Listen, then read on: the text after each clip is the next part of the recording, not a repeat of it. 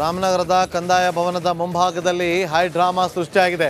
BJP ಹಾಗೂ JDS ಕಾರ್ಯಕರ್ತರು ಇವತ್ತು ಜಂಟಿಯಾಗಿ ಪ್ರತಿಭಟನೆಯನ್ನು ಮಾಡೋದಕ್ಕೆ ಮುಂದಾಗಿದ್ದರು. ಈ ಸಂದರ್ಭದಲ್ಲಿ ಅದು ನಿಖಿಲ್ ಕುಮಾರಸ್ವಾಮಿ ಅವರ ನೇತೃತ್ವದಲ್ಲಿ ನಡೆದಂಥ ಪ್ರತಿಭಟನೆ.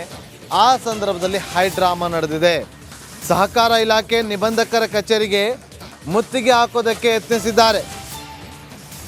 ನಿಖಿಲ್ ಕುಮಾರಸ್ವಾಮಿ ನೇತೃತ್ವದಲ್ಲಿ ಮುತ್ತಿಗೆ ಹಾಕೋದಕ್ಕೆ ಯತ್ನಿಸಿದಂಥ ಕಾರ್ಯಕರ್ತರು, ಪೊಲೀಸರು ಹಾಗೂ ಪ್ರತಿಭಟನಾಕಾರರ ನಡುವೆ ತಳ್ಳಾಟ ನೂಕಾಟ ನಡೆದಿದೆ.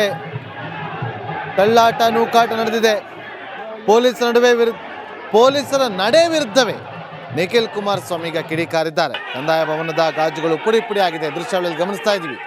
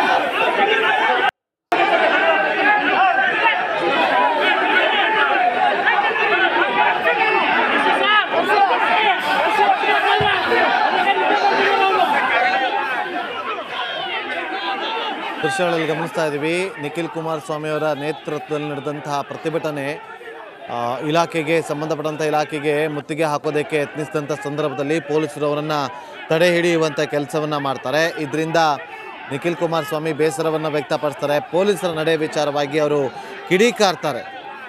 ನಮ್ಮ ರಾಮನಗರ ಪ್ರತಿನಿಧಿ ಮಾದೇಸ್ವಾಮಿ ಸಂಪರ್ಕದಲ್ಲಿದ್ದಾರೆ. ಮಾದೇಸ್ವಾಮಿ, ಯಾವ ಕಾರಣಕ್ಕೋಸ್ಕರ ಈ ಒಂದು ಹೈಡ್ರಾಮಾ ಸೃಷ್ಟಿಯಾಗಿದ್ದು?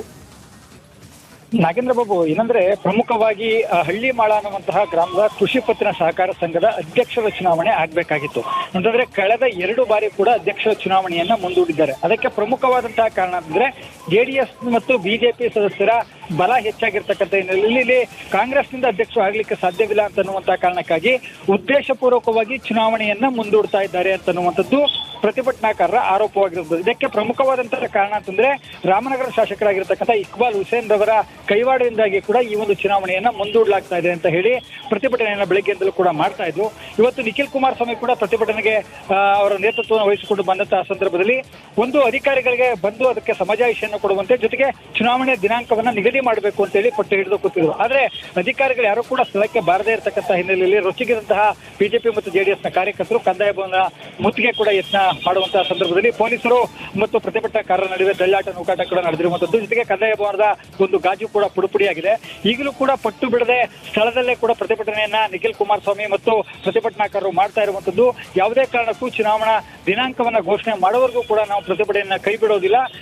ಒಂದು ಕಂದಾಯ ಭವನಕ್ಕೆ ಮುತ್ತಿಗೆಯನ್ನು ಹಾಕ್ತೀವಿ, ಆ ಒಂದು ಕಚೇರಿಗೆ ಬೀಗವನ್ನ ಹಾಕ್ತೇವೆ ಅನ್ನುವಂತ ಪಟ್ಟನ್ನ ಕೂಡ ಹಿಡಿದಿರುವಂತದ್ದು. Nagendra Babu, okay, thank you Madeswamy ನಿಮ್ಮೆಲ್ಲ ಮಾಹಿತಿಗಾಗಿ.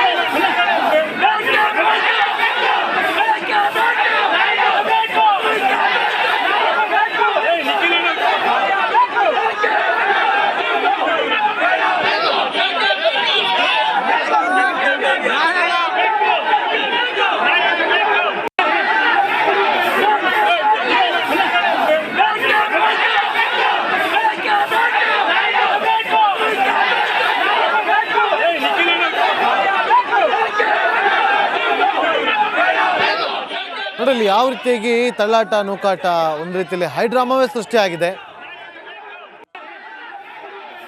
ನಿಖಿಲ್ ಕುಮಾರಸ್ವಾಮಿ ಅವರ ನೇತೃತ್ವದಲ್ಲಿ ನಡೆದಂತಹ ಒಂದು ಈ ಪ್ರತಿಭಟನೆ ಕಚೇರಿಗೆ ಮುತ್ತಿಗೆಯನ್ನು ಹಾಕೋದಕ್ಕೆ ಮುಂದಾದಂಥ ಸಂದರ್ಭದಲ್ಲಿ ಪೊಲೀಸರು ಅಡ್ಡಿಪಡಿಸಿದ್ರು ಅಂತ ಹೇಳಿ ಅವರ ನಡೆಯನ್ನು ಖಂಡಿಸಿ ಅಲ್ಲಿದ್ದಂಥ ಕಾರ್ಯಕರ್ತರೆಲ್ಲರೂ ಕೂಡ ರೊಚ್ಚಿಗೆ ಹೇಳ್ತಾರೆ. ಆಗ ಅಲ್ಲಿ ಕಚೇರಿಯಲ್ಲಿದ್ದಂಥ ಗಾಜಿನ ಕಿಟಕಿಗಳೆಲ್ಲವೂ ಕೂಡ ಪುಡಿ ಪುಡಿ ಆಗಿದೆ.